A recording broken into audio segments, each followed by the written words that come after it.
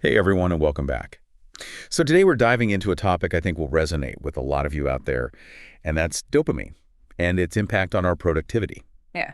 We're going to be taking excerpts from the book Dopamine Detox by Thibaut Meurisse, Yes. which basically helps us understand, why we get so distracted and what we can actually do about it. Right. I mean, let's be honest, who here hasn't felt the urge to check their phone every 5 seconds? Yeah, it's a real struggle, Right. especially in our hyper-connected world. Totally. And It's interesting because this book really digs into the science behind it all. We often hear dopamine being called the pleasure chemical, right.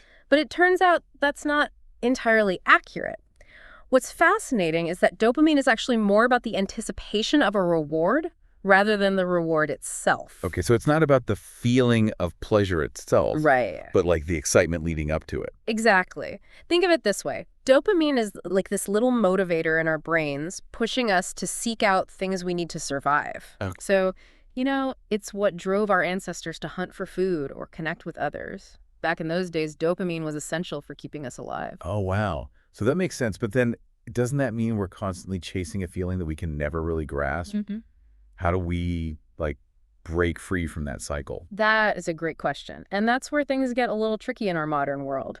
Meurisse refers to this as the dopamine hijack, which is basically how our modern environment, with all its constant stimulation, kind of overloads our dopamine system. So are you saying that things like our phones and social media and even email are hijacking our brains? That's the idea.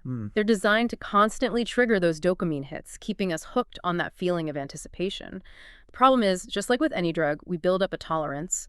We need more and more stimulation to get the same effect, which leaves us feeling kind of empty and constantly seeking the next hit. And because of that, things that require focus and don't offer that instant gratification, like working on a big project, feel super boring. Exactly. And the book dives into some really interesting, specific examples of how this plays out in our lives. One that really stood out to me was the section on sugar cravings. Oh yeah, that part made me put down the cookie I was eating. Really? So what is the connection between sugar and dopamine? Well, the book explains that sugar is like a big-time dopamine trigger. When we eat sugary foods, our brains release this flood of dopamine, making us crave more and more. Meurisse actually explores different perspectives on whether sugar is truly addictive. But regardless of where you stand on that debate, it's clear that being mindful of our sugar intake is crucial for keeping our dopamine system in check. So it's not just about avoiding those obvious distractions like social media, but also being aware of the sneaky things in our diet that can mess with our focus. Absolutely. It all comes back to this central theme in the book, which is the struggle between long-term thinking and instant gratification. Can you give me an example of what you mean? Yeah, well, he uses this fascinating example of Amazon. You see, they were actually unprofitable for years, and Meurisse uses this to illustrate the power of playing the long game. He even brings up the work of Dr. Edward Banfield, who researched success and found that people who succeed often have what he called a long-time perspective. They're willing to delay gratification for bigger rewards down the line. But our dopamine-driven world is constantly pulling us in the opposite direction. It's like we're being trained to expect instant results, but that's not how meaningful things work, right? Right. Meurisse even quotes billionaire Chamath Palihapitiya, who argues that social media is rewiring our brains for instant feedback. It makes you wonder, how does this impact our ability to stick with those long-term goals that require time and effort, those goals that don't offer that immediate dopamine rush? Yeah, it's pretty frightening when you think about it that way. So how do we break free from this constant need for instant gratification? I'm guessing this is where the concept of a dopamine detox comes in. Exactly.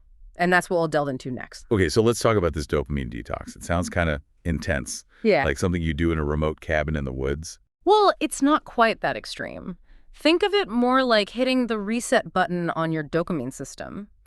By intentionally reducing your exposure to those constant triggers, you can actually make those things that seem boring before, like working on that big project, Right. more appealing. So it's not about deprivation, but more about recalibrating your brain's reward system. Precisely. And the book lays out a few different approaches. There's a full 48-hour detox, a 24-hour version, and then partial detoxes where you focus on specific triggers. Oh, so there's some flexibility there depending on your comfort level. Exactly.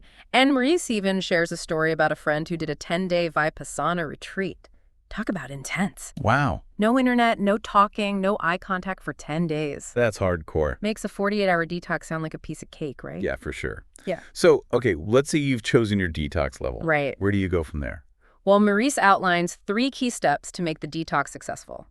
First up is identifying your personal distractions. Okay, so basically figuring out what your biggest dopamine triggers are. Yes.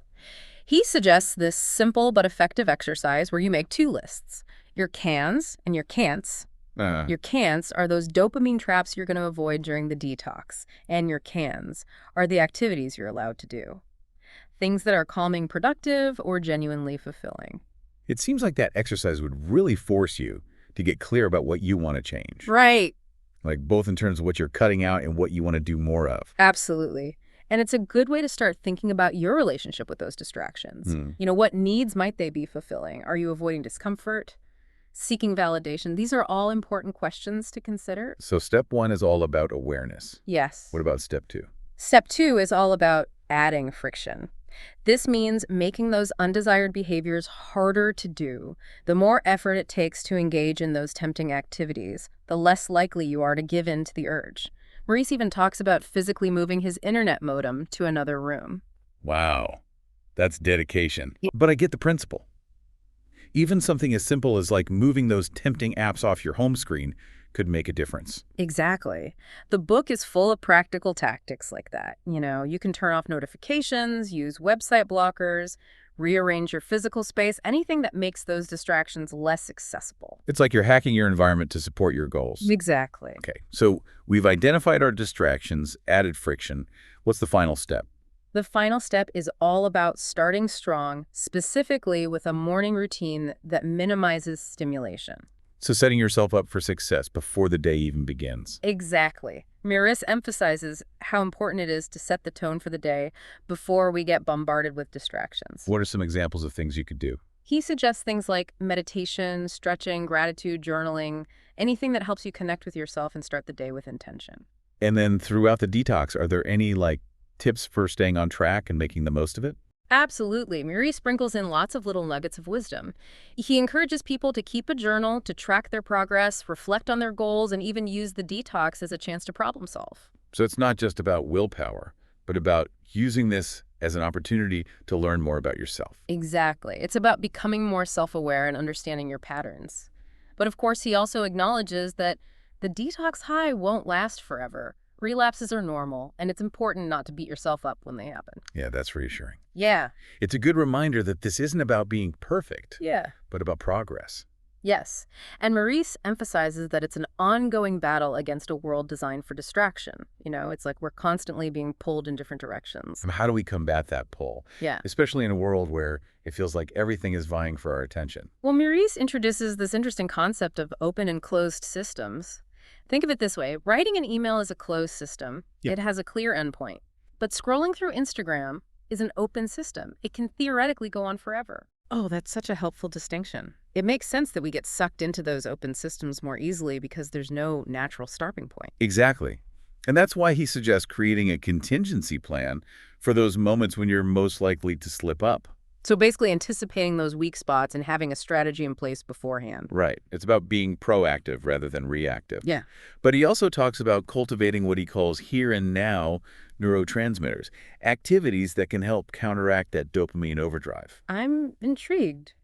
What are here and now neurotransmitters? They're activities that help bring us back to the present moment and counteract the constant craving for stimulation. Think meditation, mindful walking, being okay with boredom. Even simple things like stretching or spending time in nature. So it's not all about resisting temptation, but about actively cultivating a different state of mind. Exactly. And finally, he wraps up by issuing a 30-day challenge, putting all these principles into practice for a month. So it's about taking those detox principles and integrating them into your daily life. Right. It's a way to take what you've learned during the detox and make it stick. That's a great way to frame it. And it makes it feel less overwhelming, too. So you're not just depriving yourself for a couple of days, but you're actually building new habits that can benefit you in the long run. And that brings us back to your initial goal, productivity. Oh, right. It's easy to get so caught up in the science of dopamine that we forget what we were trying to achieve in the first place. But that's the whole point of the detox, isn't it? To reclaim control over our focus and attention so we can actually get things done. You know, it's funny because it feels like we're constantly bombarded with these messages. Like, be more productive, get more done, optimize everything. Yeah. But this book seems to offer a totally different perspective. Right. It's not about forcing ourselves to work harder, Right. but about understanding like the underlying mechanisms that are driving our behavior. So it's not enough to just change our habits. Right. But we need to dig deeper and figure out what's driving those habits in the first place. Exactly. It's about asking ourselves those tough questions. Like, what are we really seeking when we reach for our phone or refresh our inbox? Are we trying to avoid boredom, seeking validation, connection, or are we just like numbing ourselves out? Those are some pretty deep questions. It really makes you realize that there's a lot more to our distractions than we think. Exactly. And, you know, once we start to understand those underlying needs, we can start to address them in healthier ways. We can find ways to fulfill those needs without relying on those quick dopamine hits. So it's about finding a more sustainable path to satisfaction. Yes. One that doesn't leave us feeling depleted and constantly chasing the next fix. Exactly. And that's where I think the real power of this book lies. It's not just a quick fix Right. or a set of rules to follow. It's more like a framework for understanding ourselves and our relationship with the world around us. Wow, this has been such an eye-opening conversation. Yeah. I feel like I have a whole new understanding of dopamine and how it's impacting my life. I'm glad to hear that. And, you know, remember, this isn't about being perfect. It's about progress, self-awareness, and finding a balance that works for you. That's a great point. Yeah. Wait, for those of you listening, if you're feeling inspired to maybe take on that 30-day challenge or even just incorporate some of these principles into your own life, we'd love to hear from you. Absolutely. Share your thoughts, struggles, successes. We're all in this together. Well said. Thanks for joining us on this deep dive into the world of dopamine. Until next time.